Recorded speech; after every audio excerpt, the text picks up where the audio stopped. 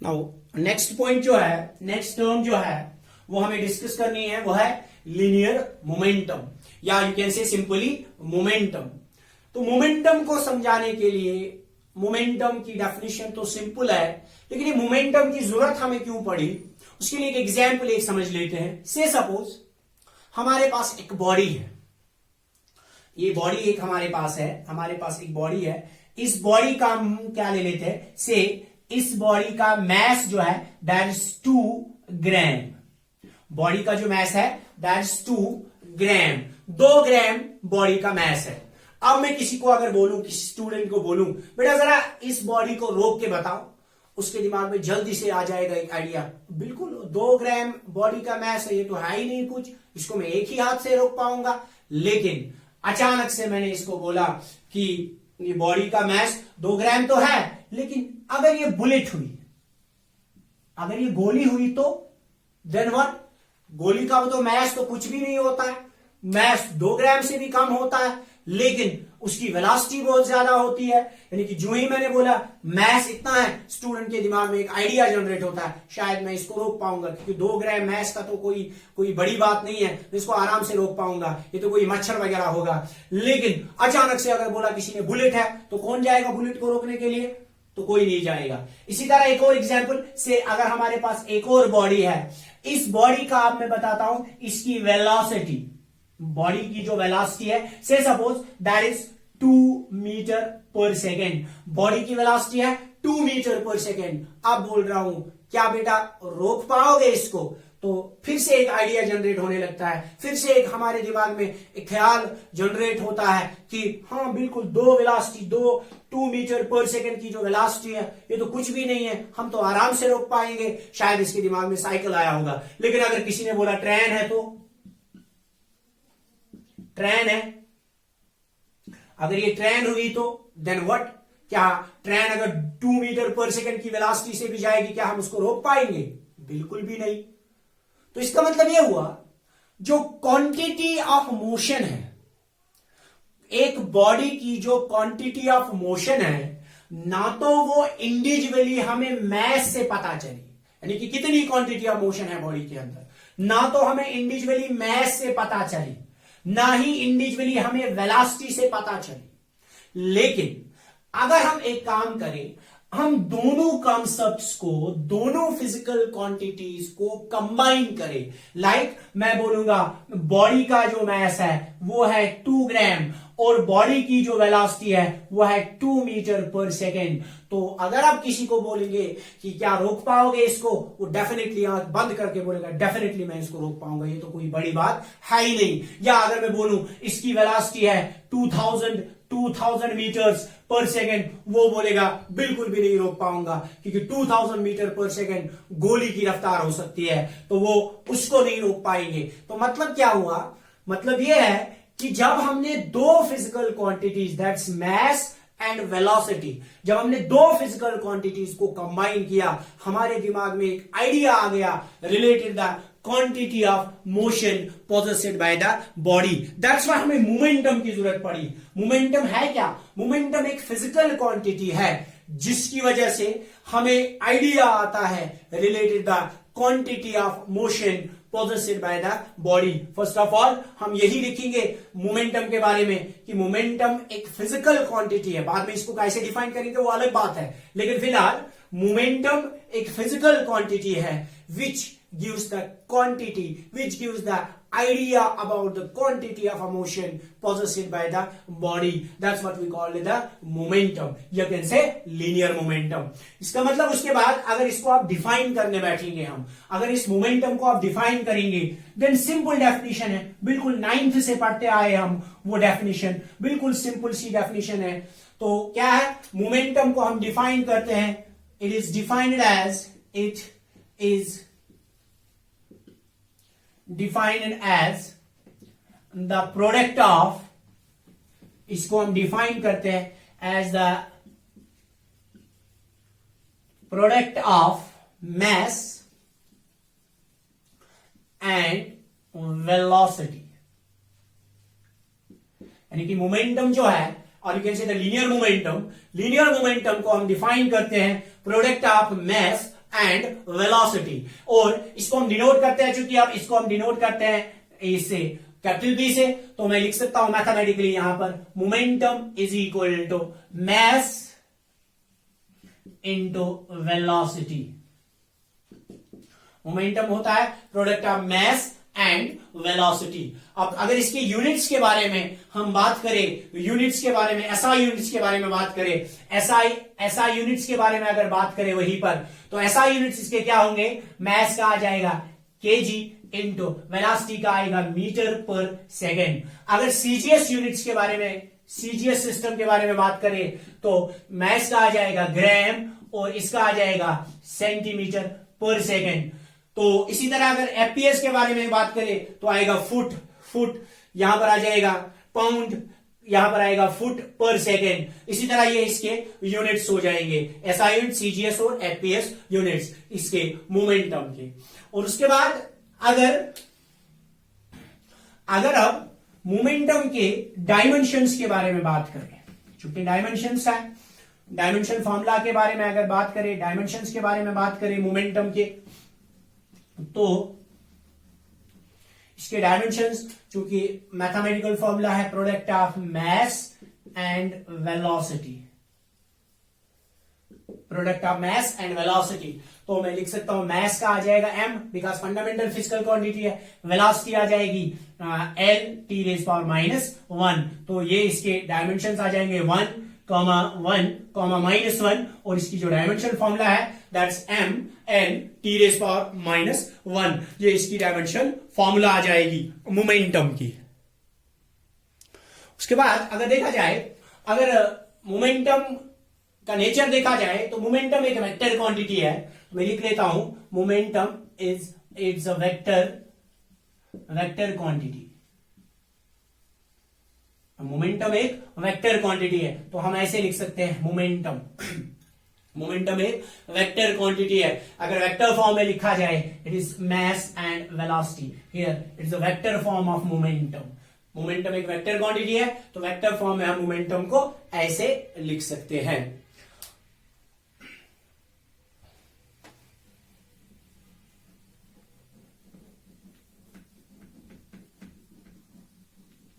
Now let us suppose that हमारे पास दो bodies है।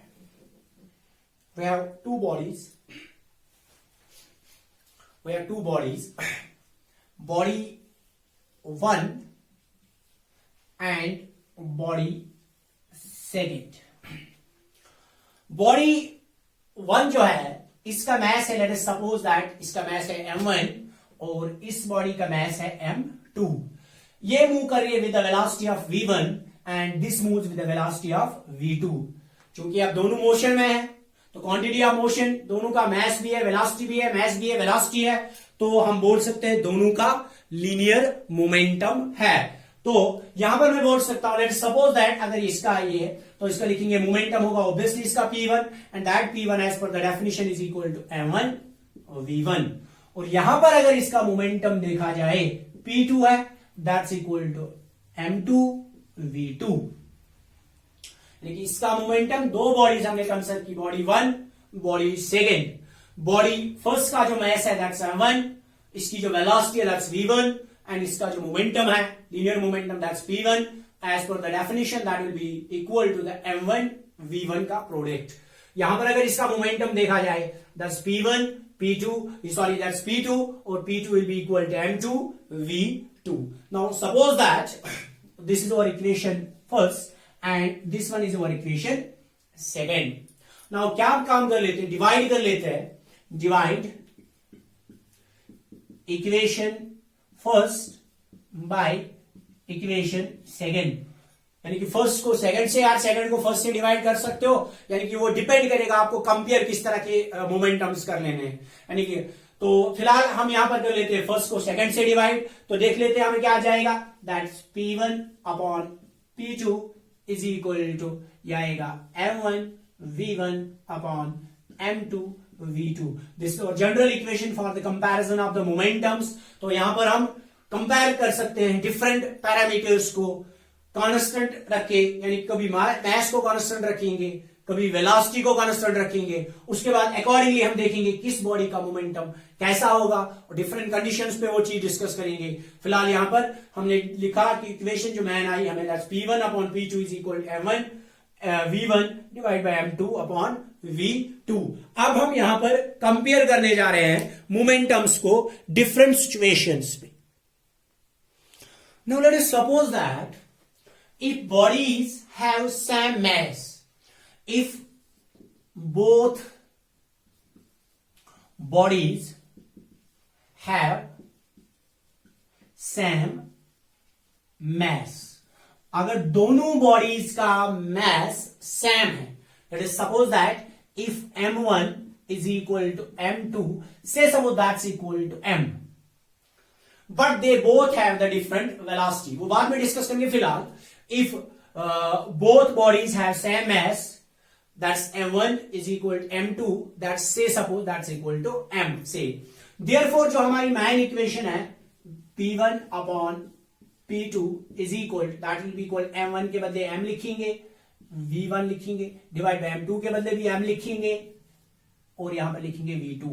M और यहां पर कैंसिल हो जाएगा M और M, तो यहां पर बचेगी हमारी इक्वेशन जो है वो आएगा P1 upon P2 is equal to V1 upon V2। Say suppose this is our equation third, ये हमारी थर्ड इक्वेशन है, यानी कि if both bodies have same mass that's M1 is equal to M2, that's say suppose that's equal to M। Now P1 upon P2 is equal to M और M यहां से cancel होगा, हमें मिलेगा P1 divide by P2 is equal V1 divide bye V2। Now अगर से suppose if इसी equation second से ये पॉइंट ले लेते हैं हम, if V1 is greater than V2, now let us suppose that if V1 is greater than V2, then what happened to their momentums? तो उस पर क्या होगा, can't I write it like this, क्योंकि ऑलरेडी मैंने मैथमेटिकल टूल्स में सिखाया है कि जिस तरह से हम इक्वालिटी इक्वेशंस को ट्रीट करते हैं उसी तरह हमें अनइक्वालिटी यानी कि इक्वेशंस को भी ट्रीट करें, इसका ऑपरेशन भी बिल्कुल उसी तरह हमने करना होता है। लेकिन एक जगह डिफरेंस होता है, अगर हम मल्टीप्लाई कर ले माइनस साइन से, किसी भी साइड से हम माइनस साइन से मल्टीप्लाई कर लेंगे, माइनस टाइम्स किसी नंबर से मल्टीप्लाई कर ले, उस टाइम पे जो साइन होती है वो चेंज होती है, लेस देन ग्रेटर देन और ग्रेटर देन लेस देन बन जाएगा। बाकी जितने भी ऑपरेशन है, प्रोडक्ट करना, डिवाइड करना, यानी कि क्रॉस मल्टीप्लिकेशन वगैरह, वो जो यानी कि क्रॉस प्रोडक्ट करना है, यहां पर वो सारा कुछ सेम रहेगा। तो यहां पर मैं लिख सकता हूं therefore V1 upon V2 is greater than 1. V1 upon V2 is greater than 1. अगर ऐसा है, but we know that V1 by V2 is equal P1 by P2. Can't I write that P1 by P2 is greater than 1? Which implies that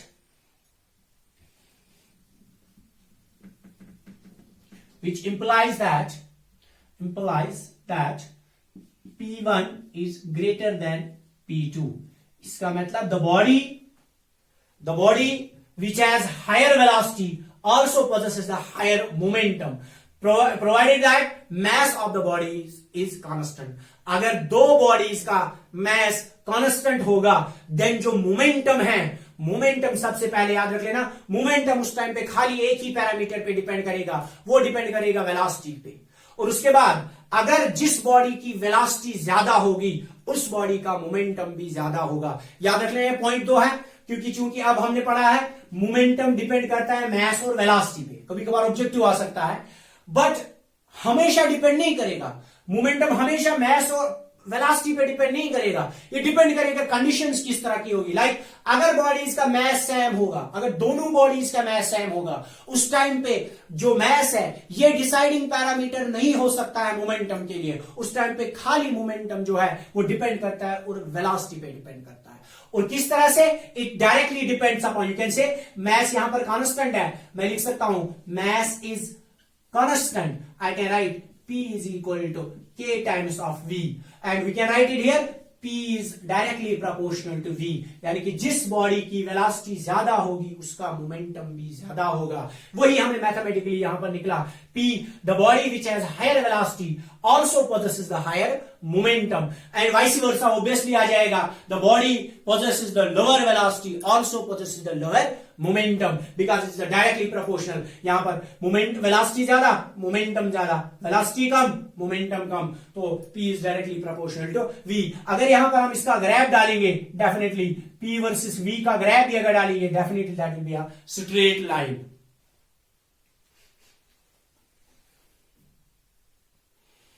now अगर आप second case में क्या लेते हैं, let us suppose that if bodies have the same velocity, अगर bodies की same velocities होगी, say suppose v1 is equal to v2 and that's equal to v, that means कि bodies are moving with the same velocity. Now therefore यहां पर p1 upon p2 किसके बराबर आएगा, that's m1 upon m1 v, यानी कि v1 के बदले v लिखेंगे, m2 और v2 के बदले भी हम v ही लिखेंगे। यहां पर v और v कैंसिल होगा, यहां पर p1 and p2 is equal to m1 upon m2। तो पहला पॉइंट यहां पर अब ये निकला कि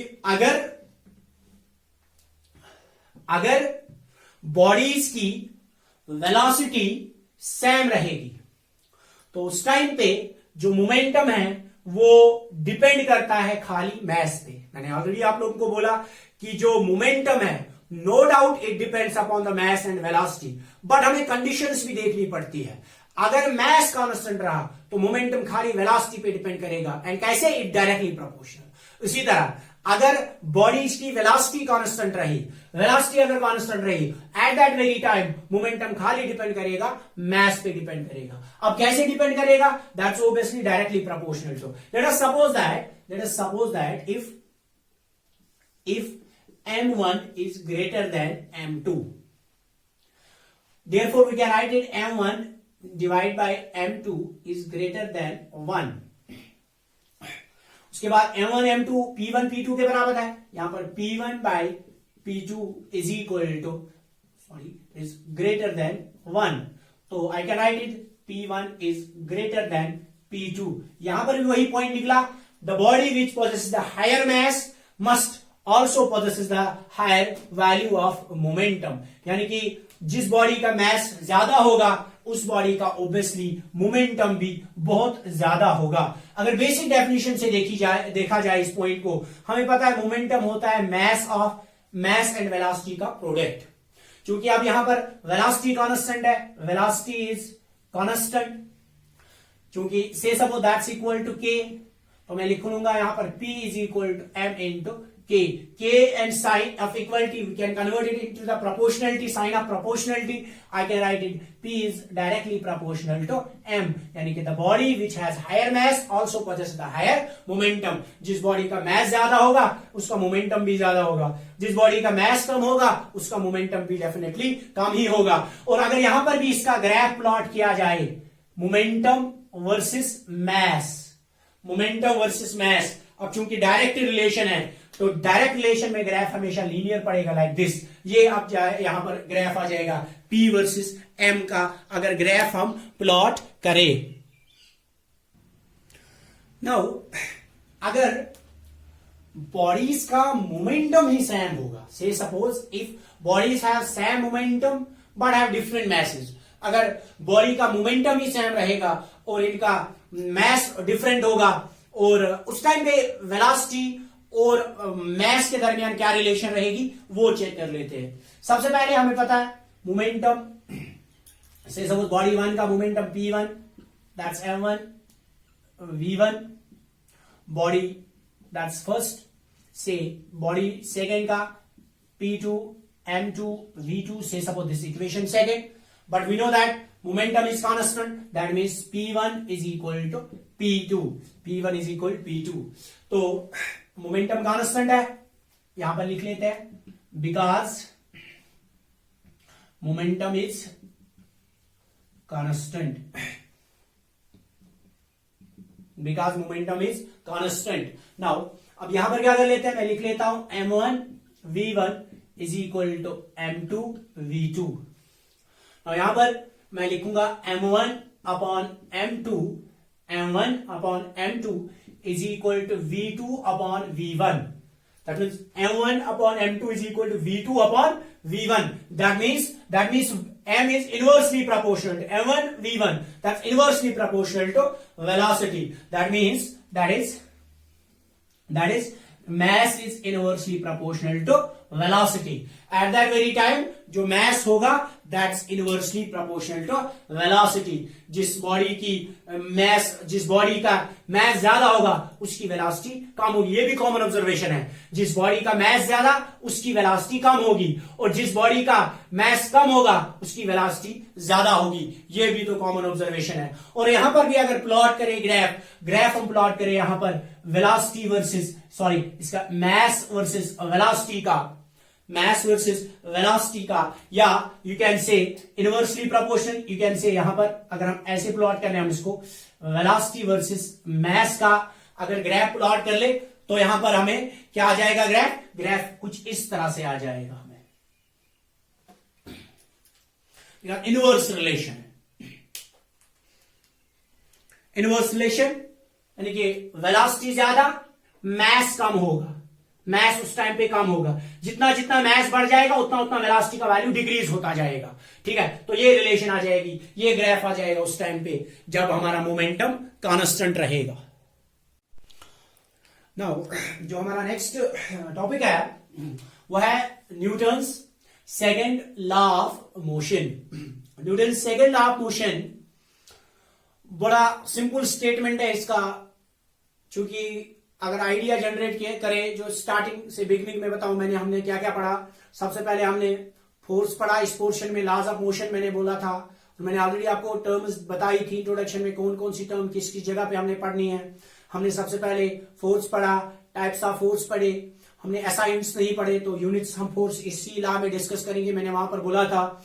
उसके बाद हमने इनर्शिया पढ़ा, टाइप्स ऑफ इनर्शिया पढ़े, हमने न्यूटन्स फर्स्ट लॉ पढ़ा, हमने उसके बाद मोमेंटम पढ़ा, लीनियर मोमेंटम, उसके बाद उसके डिफरेंट केसेस डिफरेंट सिचुएशंस को हमने स्टडी किया, सो दैट जितने भी केसेस एंट्रेंस में आए या ऑब्जेक्टिव बोर्ड एग्जाम में आ जाए वो सारे डिस्कस किए हम लोगों ने। अब हमारा जो नेक्स्ट टॉपिक है वो है Newton's second law, it is based on that वही मोमेंटम जो हमने अभी पढ़ा, लीनियर मोमेंटम। तो इसका स्टेटमेंट क्या है, it states that the rate of change of momentum, यानी कि जितना आप एक बॉडी को, सिंपल भाषा में जितना आप एक बॉडी पे फोर्स अप्लाई करोगे, जितना आप एक बॉडी पे एफर्ट लगाओगे in the form of push और पुल, उतना ही उस बॉडी का जो मोमेंटम है, जो लीनियर मोमेंटम है वो चेंज होता जाएगा। यही इसका स्टेटमेंट है। It states that the rate of change of linear momentum और simply you can say momentum of a body is directly proportional to force applied on it. यानी कि अगर इसका मैथमेटिकल स्टेटमेंट लिखा जाए तो मैं यहां पर ये लिख सकता हूं, force applied on a body can say that is mathematically force applied on a body is directly proportional to the rate of change of momentum, rate of change of momentum. और अगर देखा जाए यहां पर इसको लिखा जाए मैथमेटिकली, फिर मैं लिखूंगा force is directly proportional, rate को हम डिफरेंशियल कैलकुलस में कैसे लिखते हैं, डी बाई डी टी। ठीक है, तो यहां पर टाइम रेट है तो मैं लिखूंगा d by d t of, लेकिन रेट ऑफ चेंज ऑफ किसका है, मोमेंटम का, तो लिखेंगे डीपी अपॉन डी टी। तो F is directly proportional to dp upon d t. अगर यहां पर देखा जाए, अगर इसको और ज्यादा सिंपल फॉर्म में लिखा जाए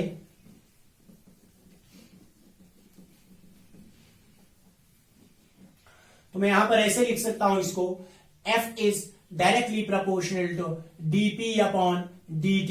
यही मैंने वापस यहां पर लिखा। तो यहां पर ये साइन ऑफ प्रोपोर्शनलिटी है, इसको जब हम रिमूव करेंगे तो वहां पर इस साइन ऑफ इक्वालिटी आ जाएगा, एक आएगा इसके साथ साथ constant of proportionality.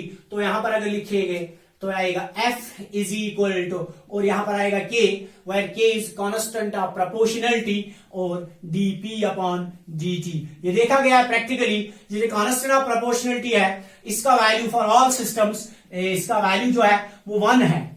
For all the systems, चाहे एसआई की बात करें, सीजीएस की बात करें, एफपीएस की बात करें, एमकेएस की बात करें, तो हर एक सिस्टम में इसका जो वैल्यू होगा वो 1 के बराबर होगा for all system of units. सारे सिस्टम ऑफ यूनिट्स के लिए इसका जो वैल्यू होगा के का, that's equal to 1। Now therefore उसका वैल्यू क्या आएगा, f इज इक्वल टू के बदले 1 लिखेंगे, it becomes dp upon dt, that's this is the Newton's second law, this is the statement, mathematical statement of Newton's second law. ना चूंकि अभी हमने मोमेंटम अभी हमने पढ़ा है, हमें पता है as we know that momentum is equal to product of mass into velocity, so I can write this equation like this, f is equal to d by dt of p के बदले लिखेंगे हम, p के बदले लिखेंगे m into v। तो हमारी जो इक्वेशन है that becomes f is equal to d by dt of m into v। अब यहां पर क्वेश्चन है, यहां पर हमें हमारे पास दो इक्वेशंस मिलेंगी, एक हमने 9th में पढ़ी है f is equal to m into a, और दूसरी हमें इक्वेशन मिलेगी मैथ वेरिएबल इक्वेशन, जो कि rocket problem, variable math problems में हमें एंट्रेंस में इस पे क्वेश्चन आते हैं। तो यहां पर मैं बात बताना चाहता हूं कि ये यहां पर दो क्वांटिटीज आ गई, एक फिजिकल क्वांटिटी आ गई हमें मैस, और दूसरी फिजिकल क्वांटिटी हमें आ गई वेलोसिटी। सबसे पहले अगर मैस की बात करें, अगर आप आइंस्टाइन का कॉन्सेप्ट यूटिलाइज कर रहे हो तो मैस जो है ये एक वेरिएबल फिजिकल क्वांटिटी है, लेकिन अगर आप न्यूटोनियन फिजिक्स के साथ डील कर रहे हो, क्लासिकल फिजिक्स के साथ डील कर रहे हो, तो न्यूटन फिजिक्स के साथ डील कर रहे हो, तो उस टाइम पे मैस को हमने कांस्टेंट ट्रीट करना है। तो दो चीजें हैं, मैस वेरिएबल भी हो सकता है और मैस कांस्टेंट भी है, डिपेंड करेगा आप कौन सा कॉन्सेप्ट यूटिलाइज कर रहे हो। आप आइंस्टाइन की फिजिक्स पढ़ रहे हो, आप क्वांटम फिजिक्स के साथ डील कर रहे हो, आप क्लासिकल फिजिक्स के साथ डील कर रहे हो। क्लासिकल फिजिक्स में अगर बात करें, हम यहां पर मैथ्स को हमेशा कांस्टेंट ट्रीट करते हैं, और अगर क्वांटम फिजिक्स की बात करें तो वहां पर हम मैथ्स को एज अ वेरिएबल ट्रीट कर लेते हैं। तो यहां पर अगर देखा जाए तो यहां पर से सपोज, तो यहां पर दो केसेस हमें अब बनेंगे, दो केसेस हमें यहां पर बन जाएंगे। अब सबसे पहले ये मैथ्स जो है, अगर हमने मैथ्स को ट्रीट किया एज अ कांस्टेंट, मैं लिख लेता हूं यहां पर, इफ मैथ्स इज कांस्टेंट, अगर मैथ्स कांस्टेंट होगा तब जाके हम क्या लिख सकते हैं यहां पर। अब चूंकि पता है अगर ये कोएफिशिएंट मैथ्स है, इसके साथ वेरिएबल के साथ, कांस्टेंट वेरिएबल के साथ, तो कोएफिशिएंट आएगा, कोएफिशिएंट बाहर आएगा as per the differentiation rule. तो यहां पर मैं लिखूंगा f is equal to m, बाहर आएगा, ये बचेगा d by dt of v, और you can say dv by dt, and we know that gv upon dt is equal to the rate of change of velocity is called the acceleration. तो यहां पर मैं लिख सकता हूं f is equal to m into dv by dt के बदले लिखेंगे a, तो यहां पर मैंने हमें equation f is equal to m into a, यानी कि force is equal to mass into acceleration. और चूंकि अब यहां पर पता है फोर्स वेक्टर क्वांटिटी है, मास यहां पर, ये एक्सेलरेशन यहां पर वेक्टर क्वांटिटी है, तो मैं इसको वेक्टर फॉर्म में भी लिख सकता हूं, और वेक्टर फॉर्म में लिख सकते हैं f vector is equal to m into a vector, यानी कि ऐसे लिख सकते हैं इसको। अब ये भी हमारी एक इक्वेशन बन जाएगी, हमें वेक्टर फॉर्म में हमारी इस इक्वेशन ये बन जाएगी। ये तब था जब हमने मैथ्स को ट्रीट किया एज अ कांस्टेंट, मैथ्स को जब हमने ट्रीट किया कांस्टेंट। नाउ अब चूंकि वेक्टर है, हमने वेक्टर इन 3 डायमेंशन ऑलरेडी पढ़ा हुआ है, अगर इसको 3 डायमेंशन फॉर्म में लिखा जाए, हमने वेक्टर इन 3 डायमेंशन भी पढ़ा हुआ है, वेक्टर इन 3 डायमेंशन हमने पढ़ा है, मैंने आपको सिखाया था r vector in 3 dimension, that's x i cap plus y j cap plus z k cap, ये वेक्टर इन 3 डायमेंशन होता है। इसी तरह अगर फोर्स को 3 डायमेंशन में लिखा जाए, 3 डायमेंशन वेक्टर में लिखा जाए, तो मैं लिख सकता हूं यहां पर force vector is equal to force i cap, you can say force along x axis I cap plus force along y axis j cap plus force along z axis that is k cap. इसी तरह similarly similarly मैं acceleration का भी लिख सकता हूं, acceleration vector in 3 dimension, पहले acceleration is equal to acceleration along x axis I cap plus acceleration along Y axis J cap plus acceleration along ji axis के कैप। ये हुआ 3 डायमेंशनल वेक्टर, वेक्टर इन 3D।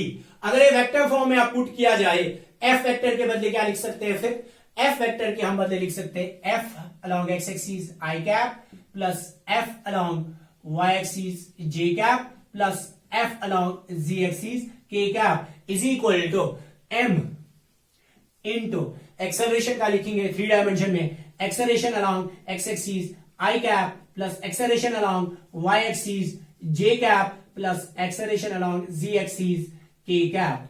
तो ये आ जाएगा हमारा ये जो f is equal M A in 3 dimensional vector in 3 dimensions में। नो अगर हम यहां पर इसको अब मल्टीप्लाई करेंगे तो आएगा f of x I cap plus f of y j cap plus f of z k cap is equal, इसके मल्टीप्लाई करेंगे अलग अलग देखिए individually, m into a along x axis I cap plus m into a along y axis j cap plus m into a z axis along z axis k cap. तो ये आ जाएगा हमें।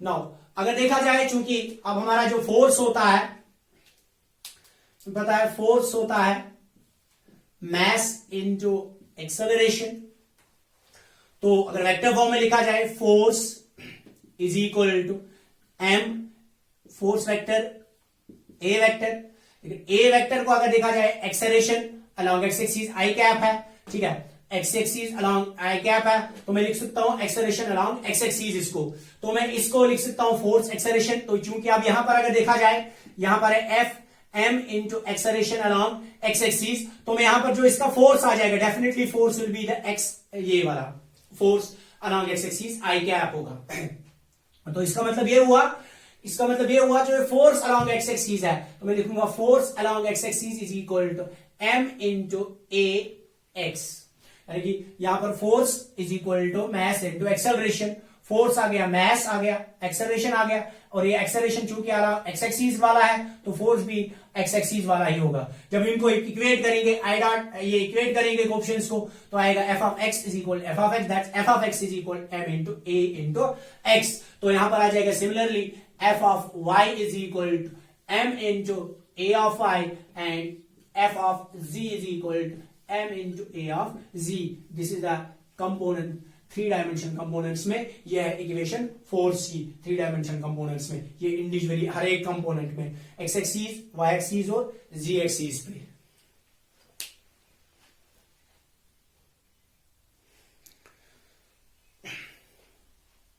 तो अब हम पहले इक्वेशन पे, मेन इक्वेशन पे वापस आते हैं। जो इक्वेशन हमने लिखा था एफ इज इक्वल टू, यानी कि D by d t of P के बदले लिखा था एम इंटू वी। यहां पर हमें वो इक्वेशन जो अभी हमने डिस्कस किया वो तब आया था जब हमने ट्रीट किया था एम को एज अ कांस्टेंट, जब मैस कांस्टेंट था। What happen if m is a variable, if m is a variable, अगर एम वेरिएबल होगा उस टाइम पे क्या होगा, यहां पर प्रोडक्ट रूल लगेगा डिफरेंशिएशन का, u इंटू वी रूल। तो प्रोडक्ट रूल के हिसाब से it will be equal F is equal, पहले m को बाहर लिखेंगे, डिफरेंशिएशन होगी dv बाई dt की, और आप v को बाहर रख सकते हो, m को डिफरेंशिएट कर सकते हो, इसमें कोई रिस्ट्रिक्शन प्रोडक्ट रूल में नहीं है। और प्लस देन जिसको बाहर रखा उसको डिफरेंशिएट करना है, जिसको डिफरेंशिएट किया उसको बाहर रखना है, दैट्स v बाहर dm अपॉन dt। तो यहां पर इक्वेशन जो है f is equal to m into rate of change of velocity is called acceleration plus v, यानी कि dm upon dt। Changing mass problem आ गई अब, यानी कि ये वाली टर्म जो है, ये वाली टर्म यहां पर एडिशनल आ गई, v into dm upon dt। अगर यहां पर if dm upon dt is equal constant, यानी कि if dm upon dt is equal to constant, और आपको पता है differentiation of constant is 0, that मतलब अगर ये कांस्टेंट होगा यानी कि 0 होगा, at that very time F is equal to M into A, खाली उसी टाइम पे F is equal to M into A, otherwise F is equal to M into a plus v d m upon d t. Variable math problems में ये equation हमें use हो जाएगी, यानी कि लाइक रॉकेट प्रॉब्लम में, rocket में जो न्यूमेरिकल्स आते हैं उनको सॉल्व करने के लिए हमें ये इक्वेशन यूज हो जाएगी, F is equal m into a plus v d m upon d t. But we know that if d m upon d t is constant, differentiation of constant is 0, then this value becomes 0 and here F is equal to m into a। और एक याद रख लेना यहां पर, ये जो F is equal to m into a equation है ये खाली एब्सोल्यूट सिस्टम में वैलिड है, ये ग्रेविटेशनल सिस्टम में वैलिड नहीं है। अभी में हम इस पे डिटेल डिस्कशन करेंगे, ये एब्सोल्यूट सिस्टम क्या होता है, ग्रेविटेशनल सिस्टम क्या होता है, यानी कि इसका मतलब ये होता है ये यूनिवर्सली अडॉप्टेड नहीं है, ये F is equal to M A universally adopted नहीं है, ये खाली एक ही सिस्टम में वैलिड है, that is what we call the absolute system of units में ये इक्वेशन वैलिड है, F is equal to M into A. तो अब हम वापस अपने टॉपिक की ओर आते हैं, जो मैंने टॉपिक आधा छोड़ा था। सबसे पहले जब मैंने चैप्टर स्टार्ट किया वहां पर हमने पढ़ा था फोर्स क्या होता है, टाइप्स ऑफ फोर्स हमने पढ़े थे, लेकिन मैंने वहां पर कोई डिस्कशन नहीं किया था related the units of the force. तो यहां पर मैंने चूंकि आप वहां पर बोला था आपको, जब हम न्यूटन सेकंड लॉ पढ़ेंगे, न्यूटन सेकंड लॉ में आप लोगों को मैं यूनिट्स ऑफ फोर्स के बारे में भी थोड़ा बहुत डिटेल पढ़ाऊंगा। तो यहां पर अगर देखा जाए यूनिट्स ऑफ फोर्स के बारे में, तो दो सिस्टम्स के अंदर हम फोर्स को यूनिट प्रोवाइड करते हैं। एक सिस्टम हमारा होता है, एक सिस्टम होता है एब्सोल्यूट सिस्टम, एब्सोल्यूट सिस्टम, और दूसरा सिस्टम हमारे पास होता है ग्रेविटेशनल सिस्टम ऑफ यूनिट्स, यानी कि एब्सोल्यूट सिस्टम ऑफ यूनिट्स। दूसरा हमारे पास होता है ग्रेविटेशनल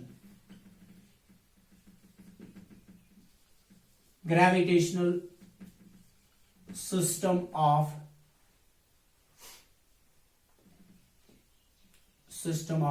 यूनिट्स। दो सिस्टम्स के अंदर हम यूनिट्स प्रोवाइड करते हैं, क्या नाम है इसका, फोर्स को हम दो सिस्टम्स के अंदर यूनिट प्रोवाइड करते हैं। एक हमारा होता है एब्सोल्यूट सिस्टम ऑफ यूनिट और दूसरा हमारा होता है ग्रेविटेशनल सिस्टम ऑफ यूनिट। वही मैं अभी बात कर रहा था कि जो F is equal to M a equation है वो खाली वैलिड है एब्सोल्यूट सिस्टम ऑफ यूनिट, वो ग्रेविटेशनल सिस्टम ऑफ यूनिट में वैलिड नहीं है। उसका मतलब वो यूनिवर्सली अडॉप्टेड वाली इक्वेशन नहीं है, वो यूनिवर्सली अडॉप्ट नहीं है, स्पेस में वैलिड नहीं हो जाएगी, या वेरिएबल मैथ प्रॉब्लम में F is equal to M a valid नहीं हो जाएगी। तभी मैंने बोला था वो खाली एब्सोल्यूट सिस्टम में वैलिड है। और एब्सोल्यूट सिस्टम में सबसे पहले अगर आप एसआई सिस्टम की बात करोगे, अगर आप एब्सोल्यूट सिस्टम में एसआई सिस्टम की बात करोगे, देन एब्सोल्यूट सिस्टम में जो एसआई यूनिट है फोर्स का जो एसआई यूनिट है वो है न्यूटन, सिंबल है कैपिटल एन। एसआई सिस्टम में अगर आप फोर्स के यूनिट के बारे में बात करोगे, लेकिन under the heading, under the category of absolute system of units में, एब्सोल्यूट सिस्टम ऑफ यूनिट्स में अगर आप ऐसा यूनिट ऑफ फोर्स डिस्कस करोगे देन इट इज न्यूटन। और अगर कभी कभार आपको बोला जाए 1 न्यूटन ऑफ फोर्स को डिफाइन कर दो, क्योंकि आता है कभी कभार ऑब्जेक्टिव आ सकता है डिफाइन 1 न्यूटन ऑफ फोर्स, तो इसके लिए आपने क्या करना है, क्योंकि आपको मैंने बोला आपको कि F is equal to M a, हमारे पास एक इक्वेशन है F is equal to M a. अब हर एक फिजिकल क्वांटिटी के यूनिट्स आप दे दो, फोर्स का क्या आएगा न्यूटन, मास का क्या आएगा केजी, इनटू एक्सेलरेशन का क्या आएगा मीटर पर सेकेंड स्क्वायर। अगर मैं इसको ऐसे लिखूं 1 into newton is newton, 1 into KG is KG, 1 into metre is 1 into metre पर सेकेंड स्क्वायर इज मीटर पर सेकेंड स्क्वायर। 1 मल्टीप्लाई करने से कोई इक्वेशन पे फर्क नहीं पड़ेगा, फर्क तो नहीं पड़ेगा, लेकिन हम यहां पर 1 न्यूटन को डिफाइन कर सकते हैं। यहां पर क्या बोल सकते हैं, force is said to be 1 newton if it applied, यानी कि फोर्स मतलब पुश और pull, effort. Force is said to be 1 newton if it applied on a body of mass 1 kg produces acceleration in it equal to 1 metre पर second square. फिर से repeat कर लेते हैं। Force is said to be 1 newton if it applied on a body of mass 1 kg produces acceleration in it equal to 1 meter per second square। और उसके बाद हमारे पास दूसरा भी यूनिट रहता है इसका। अगर एब्सोल्यूट सिस्टम के अंदर सीजीएस सिस्टम की बात करें, सीजीएस सिस्टम की अगर बात करें, फोर्स का जो यूनिट होगा उस पे दैट्स डाइन, DYNE, डाइन। तो एब्सोल्यूट सिस्टम में जो सीजीएस यूनिट है फोर्स का दैट इज डाइन। तो अगर कभी कभार बोला जाए 1 डाइन को डिफाइन कर लो, बिल्कुल इसी इक्वेशन से कर सकते हैं, force is equal to mass into acceleration. बहुत सिंपल है। तो अब यूनिट सीजीएस यूनिट देने, आप सीजीएस यूनिट में फोर्स का यूनिट क्या है, डाइन, DYN सिंबल है। नाउ यहां पर मैस का क्या है, ग्राम, एक्सेलरेशन क्या बनेगा, सेंटीमीटर पर सेकेंड स्क्वायर। तो अब वही फिर से 1 से मल्टीप्लाई करेंगे, 1 से मल्टीप्लाई करेंगे, 1 से मल्टीप्लाई करेंगे। नाउ यहां पर 1 डाइन को हम डिफाइन कर सकते हैं।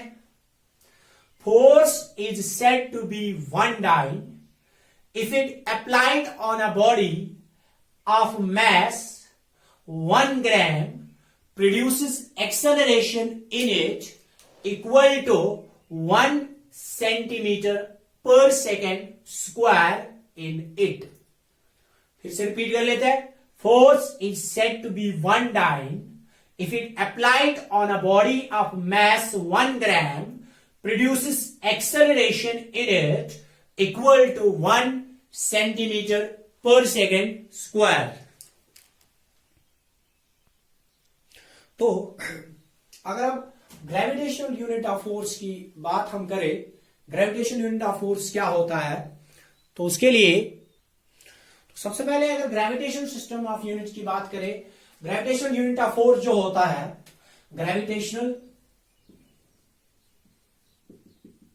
Gravitational unit of force is kilogram weight. सबसे पहले जो है unit of force that's kilogram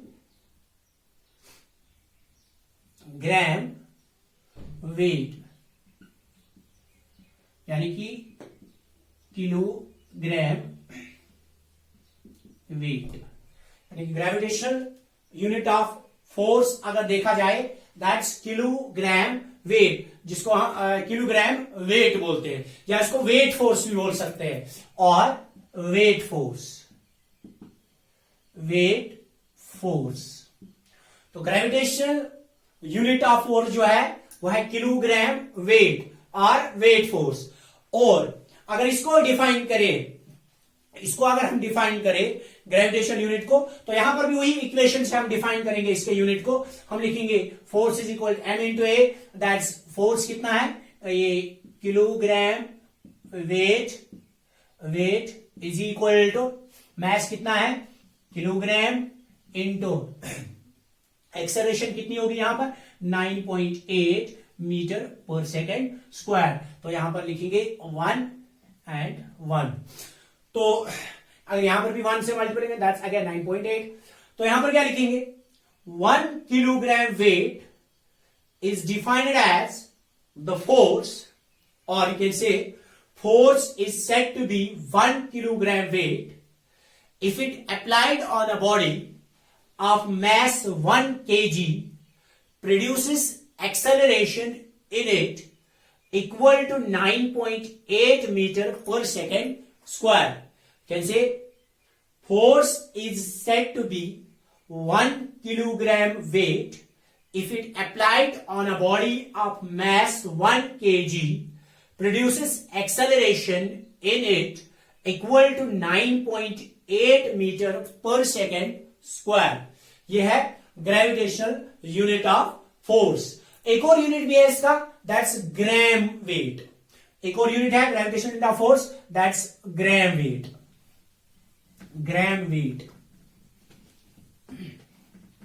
that is gram weight,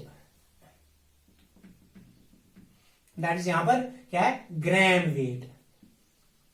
gram weight, gram weight को अगर हम डिफाइन करें, ग्राम वेट को कैसे हम डिफाइन कर सकते हैं, यानी कि gram weight is equal to gram into 980 centimetre पर सेकेंड स्क्वायर। तो यहां पर लिखेंगे 1 इंटू 1।